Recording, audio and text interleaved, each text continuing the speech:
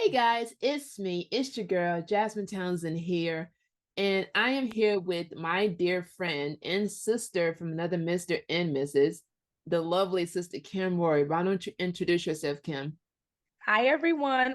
I'm Kimberly Roary. I currently live in Colorado Springs with my husband, Justin Roary, three children, and our little dogs. So I don't know why I want to say four dogs. We only got one.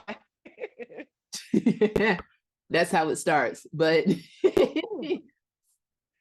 okay. So I guess you're wondering, what are these two beautiful Black women doing on this channel? So I'm going to tell you what we're doing on this channel. We are here to do what we're calling Millennial Mondays, where we just come on and we just have a conversation, sister to sister, millennial to millennial. And, each week is going to be a different millennial. I'm going to be a constant phase, but it's going to be a different millennial and the topics are going to change each week. So I figured that for this week, me and Sister Kim could talk about something that we both hold dear to our heart because we're both mercy motivated people, which is love and music, because that's two things that we both we just love. Absolutely. Yeah. So with that said, it's gonna be real quick, a quick 30-minute video. And yeah, we're just gonna hit 5 quick questions, have a conversation about it, kind of see where it goes. And if you like it, obviously give it a thumbs up, subscribe to the channel. If not, send your friends because they might. All righty. So first question right off the bat, what does being a millennial in ministry look like to you, Sister Kim? So just so you all are aware of my age, I am 31. I got married at 19. So I kind of I wouldn't say grew up fast, but what I love about millennials is we got the best of both worlds. You know what I mean? We were there before technology was really, really big. So we were there during the transition when it was still kind of iffy, and now when it's still big. So we can operate and function all over. Me being a Christian millennial looks like fun. It looks like I am still someone's sister, still someone's friend. The only difference is when I do things, I'm thinking about it first, about what would my father, when I say my father, I mean my heavenly father, what would he say to my response? What would he say to my action? That's the only difference. We still have fun, y'all. We still cute. We still laugh. We're still silly, and we still make mistakes. That part. Because it seems like the world forget that millennials are still human. Like, we make mistakes too. Yeah. Hello. But I love what you said, how you said you still like to have fun, like we still do some of the same things. It's just that little extra detail that might change. Like, I might go out to eat to Applebee's, but I'm not going to drink a beer and get drunk while I'm there. Or I might go out to friends and have fun, but I'm not doing nothing where if God was right there beside me, how would he look at me while I'm doing it? It's just that quick little, literally half a second thought that has to happen before you go and do it. So I love the way you compared that. It kind of reminded me of, how Apostle says, how his mom used to say when he would go to the basketball court and be like, I may not be there, but God sees you. Yes. And now he don't even want to go no more. Yes. That's literally what you reminded me of, because I was just like, whoo, because some of these days it just be like, it takes longer than half a second. I'm just going to say that. So that leads directly to our next question, because as you know, like throughout the Bible, love is a recurring theme. Like New Testament, Old Testament, preface, whatever part of the Bible you're reading, you're going to see something about love in there. And so the second question is, when you think of love and how we're instructed to love throughout the Bible, do you find it easier or harder to love those that you know? Those that I know, do I find it easier or harder? Yeah. You know what? I'm give you the history behind that question, because I was always taught the more you know about somebody, the harder it is to love them. Ooh. Because like an example of this is, if you know that this person does this, can you still love them through this? versus that complete stranger that you just met in Walmart that you just say hi to. Right. Because you still got to love them both. That's So true. it's easier to love the one that you know more about or the random stranger that just passed you in Walmart. Okay, I'm gonna answer this as truthfully as I can because I want to be real, and that's what this is all about: being open and real and Right. growing. And I hope people in the comments will also answer these questions because it Right. makes you think, y'all. She got my heart beating. Okay. Honestly, it's a growing process because a lot of people tend to be sweeter and nicer to strangers because we don't Right. know them. We want to put on a certain I don't want to say massage, but we don't want to come off as snobby. Most people were much nicer. And the reason why we tend to come off more stricter or meaner or hard to love those that we know is because we know them comfortable. It's a level of intimacy that keeps it. But I will say I started off loving strangers more than I love people that I knew. But I feel like now I'm starting to balance it out. And that's because you got to meet people where they are. That's what God does. He doesn't force himself. He meets us where we are. We've got to be willing to come. Right. And again, I'm one of those people who was probably hard to love. I'll be honest. I love hard, but the thing with me, you so sweet, but yes. Because I love hard, I could come off so strong. And I'm pretty sure I was pretty hard to love at some point. But somebody had to take the time to say, she just needs this. She just needs that. Be patient. And so I try to be that way now. Keyword try. So another reason why this question came up is because, funny story, because you know me, that lovely V8 of an engine is why I had to get rid of the Durango. Okay. So now I'm in this Honda Odyssey. It has a lovely V6. And, there's going to be a couple of cars that just kind of, and like my van just not there, which means I know something about them. Now, that's my kryptonite. That's my I'm still being delivered is, oh, you just cut me off. And now I'm going off. Like, you can't even hear me and I'm going off. But on the flip side, to the car that's just beside me and we're cruising together, we're going the same speed limit, whether they're in the fast lane or the slow lane, regardless, it's just those people are easier to love than that person that just cut me off. So for me, that's my kryptonite. That's my one thing where I just struggle with. It's just that, speeding. I'm delivered from speeding. It's the fact that other people can still do it and I can't. That's what to me. So, especially here, because those speed limit signs here are a suggestion. I can't. They're literally a suggestion. So, city limits and all. So when I think of love, I just think of Jasmine, the person that just cut you off. You got to love them the same way you love your son. And that's the mark that I'm strapped. You know how they say we're supposed to strive to be like Jesus? Right, yeah. I am nowhere near eating the Last Supper with Jesus level yet. I'm not there. Nope. What you say? I'm definitely not washing his feet. And all knowing what was going to happen. I don't even like washing my own kids' feet. I'm definitely not washing his feet knowing what he about to do. Hard pass. Some days I be like my cousin Paul and Peter, the pettiness can come out real strong. If y'all don't know what I'm talking about, let's just say Peter cut a man ear off. Just read Romans. You'll see conversation, no hesitation. Huh? I said he cut it off in mid-conversation, no hesitation. And then Paul, just read Romans.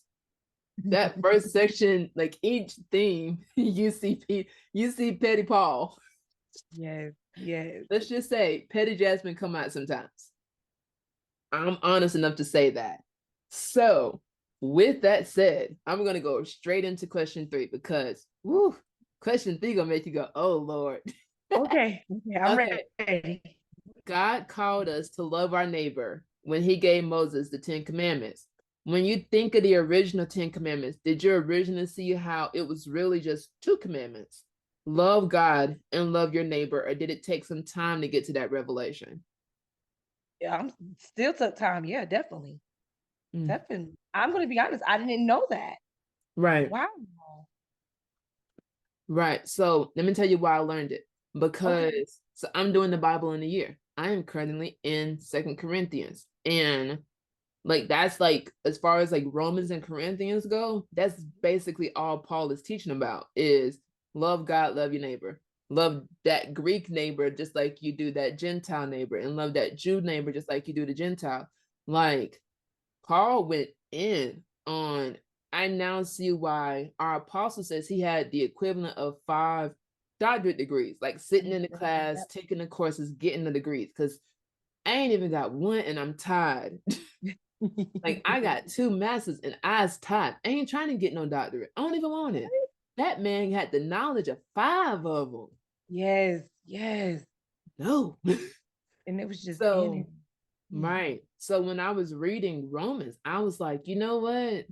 When you read Romans and First Corinthians in the Message version, Okay. that's what makes your brain go, okay, I can see how that one means that I love my neighbor because I'm willing to not do this to my neighbor. Or of course, Okay. we know only have God as your God. Obviously, that's a love God thing because you got to love God to make him your only God. There So you it's one go. of those things where, for me, anyways, it's one of those things where when I got told it, it kind of made the light bulb go off. Mm. And I just got told, like, I'm talking like last month to this month time period. Because for me, like, this is my year of Bible. This is why I'm doing the Bible trivia on Tuesdays, because it's me saying, hey, Jasmine, you learned this year. You 29. How many people on this app don't know that? So that's what I love about literally Paul as a whole, not just his petty side, but also the fact that he was just so knowledgeable and he made it make sense. Like he brought the Old Testament to the New Testament because he was like, That's didn't true. Moses do this?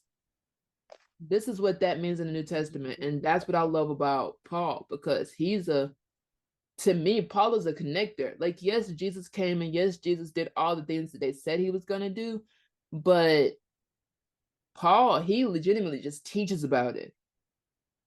Okay, Paul. Okay. Right. But I'm still learning, y'all. I'm not a scholar, not even close. Still That's learning. what I am a student of the game. This game. learning is fun and it's a good way to commune with God. A lot of people don't know how to do that. Just Mm, what Jasmine is doing and has us doing now, reading, studying, make you laugh. The Bible's gonna make you laugh, it's gonna make you cry, it's gonna make you say, what? I promise. And all of that is a way to spend time with the Lord. Yeah. Yes. Because tomorrow Tuesday, and I'm already thinking about the questions. But okay, so now on to the topic that me and you both love, our love of music.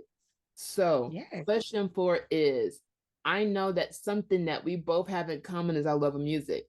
We at Mm. Grace Awakening, we are taught that once we know better, we do better. Was it hard for you to give up some of the music that you was listening to before being reborn, or was it an easy transition for you? In the beginning, what made it hard was I was one of those baby Christians that wanted to do so good. So I immediately thought, oh, cut this off, cut this off, cut that off, but not knowing why.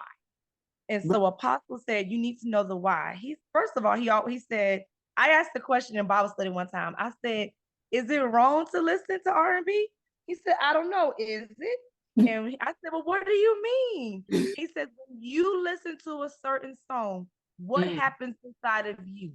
Are you mhm. thinking about the past? Are you thinking about a certain dance, a certain location, a certain smell? He said, Right, that's what it means to you. So can you listen to it? Now, right, I personally do not listen to songs with cursing in it. I usually do the clean version. And yeah, that's because I myself will slip up and say it.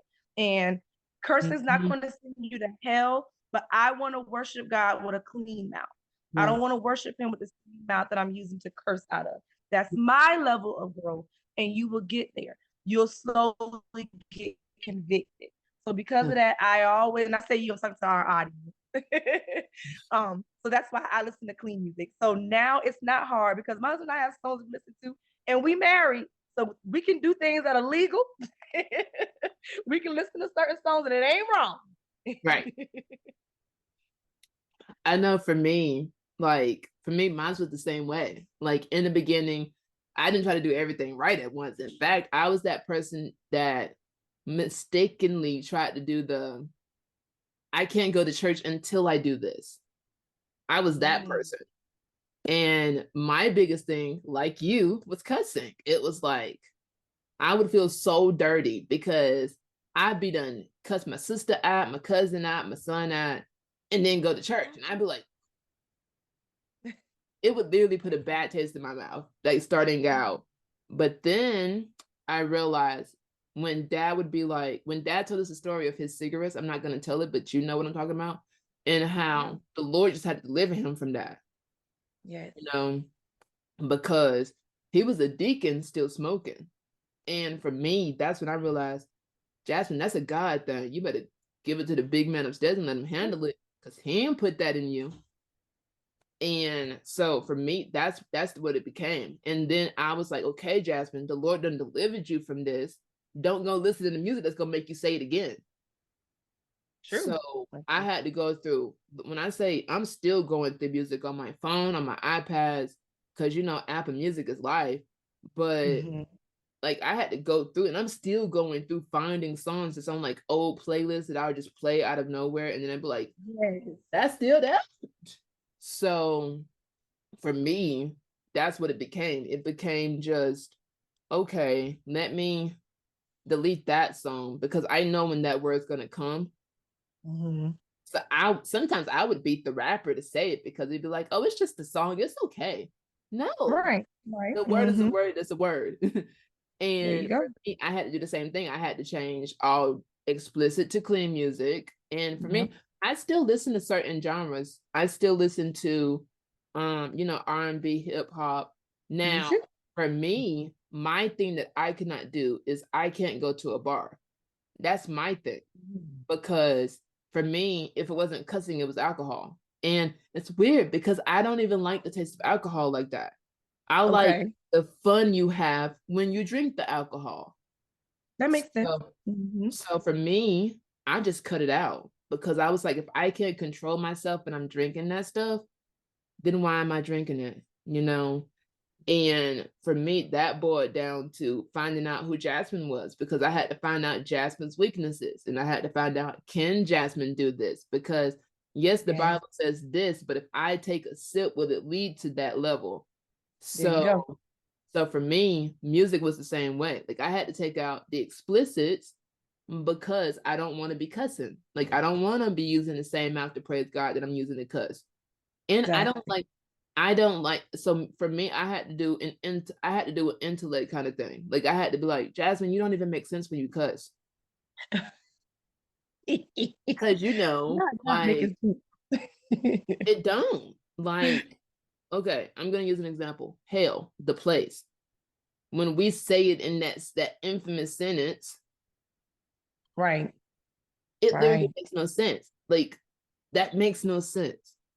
So I had to trick my brain to thinking, you're an educated woman, sound like one. There you go. And that's what made me stop, with the help of God. But still, I still had to get the music away because I didn't want that trigger to happen. So, so for me, that's what. I want to make a quick comment to what you said. You said you were one before you go to church.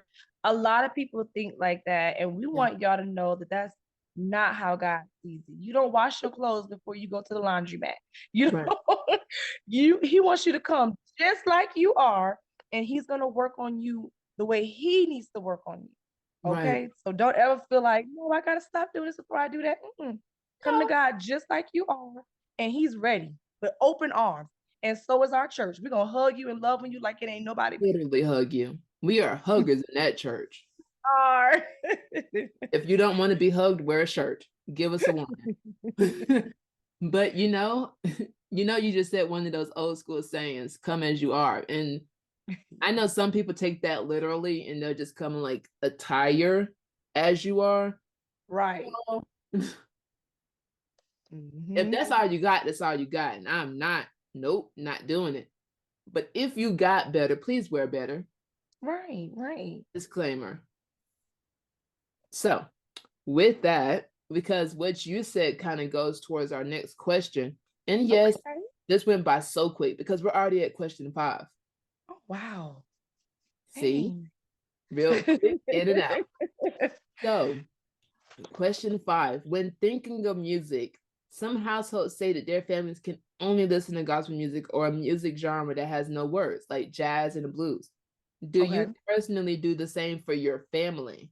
Or do you still allow yourself and your family to listen to genres that do not go against gospel? Like how you mentioned you listen to the clean version. So I'm guessing Yeah. you're not going to be playing no degrading women music in your house, but do you still allow certain, like, do you let Skylar, your daughter, listen to, like City Girls or, who's out now? Justin Bieber, K. Michelle, all the people. I'm gonna be honest, so I really don't know all the new artist names now. Oh, Because I personally just feel like millennials, our music is better. I'm sorry, but I feel like from 90 to the 2000 and I'll even be nice to 2010s. I feel like those are the best songs. So I tend to revert back to our old songs. I'm gonna be honest. I like a few of them. So no, we don't just listen to gospel in our house, but you are right. I have to be careful about what feeds into our children's spirit. And yeah, so I always ask God when I pray to reveal to me what is in them, because it's not just music, the TV shows they watch, it yeah. can change their attitude just a little, and they don't even know what's happening. You Don't know what even I mean? know it. Change, but that's all the devil needs. Is All that he needs lovely one? is a way to get in. And once he's there, it takes over. So no, if it is degrading, if it is murder, songs that just completely out of character for us and what God says, it's Right. removed from our household. But if it's a fun song, and we do clean versions because I'm feeling the spirit out. You know how we feel. Because like I Yeah. said, we do like to have fun and we do dance, we do little TikTok challenges, but it's in our home. Now, when Right. we go out somewhere, it's also completely different. And no, I'm not being fake and phony when I'm in public. It's just I want to represent Christ when people see me, and I Mm, want those who need the help to know that they can come to me, and I don't want my actions to deter them away. If that right. makes sense.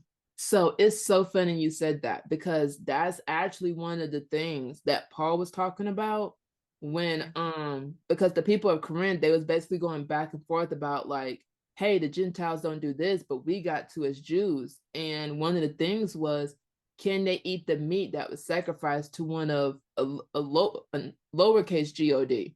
And basically, what Paul said was if there is somebody that's watching that can misunderstand, don't eat it. But if you're in your own house behind closed doors, I'm gonna have to put that scripture in the comment section because I know Please. it's First Corinthians, but exactly which chapter my mind go. It might even be the end of Romans. But basically, he was saying that if you in your own home and your people that know you can see you do it, do you. But if you're out in public where someone can be like, ain't that Christian girl?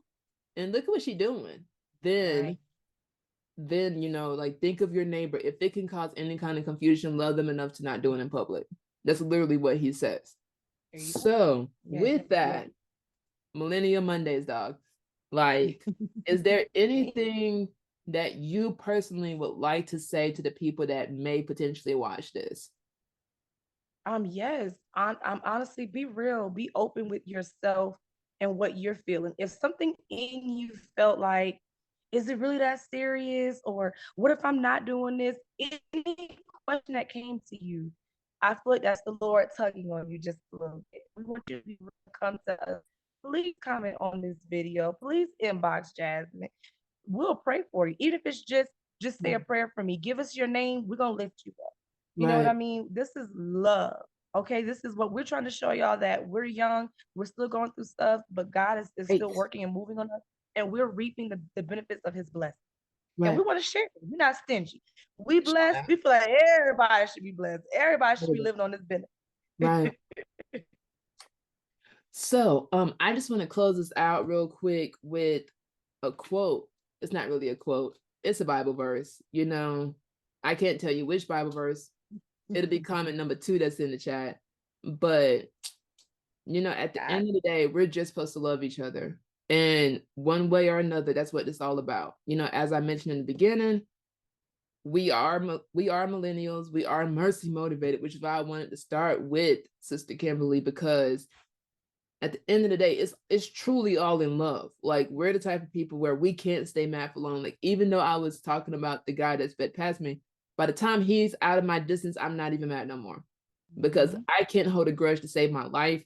So when we say we're doing this in love, we truly mean it. Absolutely. Like, we're the type of people, we send baby shower gifts even when we're not invited to the baby shower. Yeah. So again, we truly do love y'all. Like, if you go watch my TikTok, literally at the end of every TikTok, I literally say I love you. Oh yes, please follow the TikTok. You got to follow, like, and share it, please. Please, both of ours, because she's hilarious. Oh, I just Lord. be coming in real quick, post a video, and get out the way. She's But hilarious Sister for Kim, me. she does the challenges. Sister Kim can show you how to be a Christian, how to be a millennial, and just have fun. Because some people have this connotation that once you become a Christian, your fun goes out the window. That is the furthest from the truth. In fact, I can't remember a time that I have not had as much fun as I'm having now, being a millennial, being a Christian. Because when I think back to the times when I would go to the club and I would have fun, it wasn't really fun, because I can't tell you a time when I actually enjoyed myself. Like, I have no memory of that time in my life, versus I can tell you how 5 years ago, it's 2022, 4 years ago, we went to the Exodus, we went to the break, we went to the escape room as women Christians of our church. I can tell you these things because I remember them, because y'all, I'm 29. I'm not Hello. old. So I can tell you the things that I had fun doing. And I can also tell you the things, I can tell you that I went to the club, but I can't tell you one specific experience. Okay. So when I tell you that us Christians, us believers, we still have fun. We just love our neighbor while we're doing it. You know, we clean the tables. We don't leave a huge mess when our kids make it. We just do that one little extra step. And no, we don't ask for the manager. There you go. Yeah. Like 9 times out of 10, our waitress can fix the issue that we got. Because most times it's just a simple, hey, we need a boost seat because the kid decided to sit down. Can we get that? We don't need no manager for that. So with that said, we love you guys, and please come back next week. I'm not going to tell you the topic or the guest, but just know it's either going to be another one of my brothers or sisters in the faith that I love, that I trust. That's another millennial. Most likely it's going to be a brother, because I kind of want to get the different perspectives. It might be her husband. It might be our other sister's husband. It might be my own husband. Who knows? You know, you never know. So until next time, guys, be safe out there. We love you. Bye.